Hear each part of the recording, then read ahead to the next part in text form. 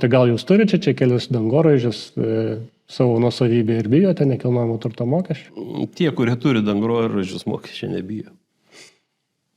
Kaip žinia.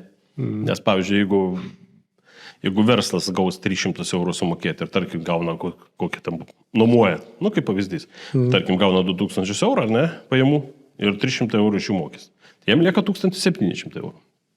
Jeigu žmogus gauna 2000 ant popieriaus, jam atlyginimų išmokėjus lieka 1250 ir jis dar 300 sumokės už butą, jam lieks tik 900.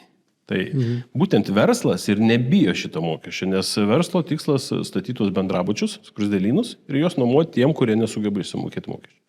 Tai yra tokia gan ciniška verslo rūšis. Avulis ir pats pasakė, kadangi aš Šnipiškėse gyvenu, tai dėt jums po 5000 eurų mokesčių ir kai neišsimokėsit, tada mes tuos namelius ir supirksim pigiai. O brangiai pirkti jie nenori.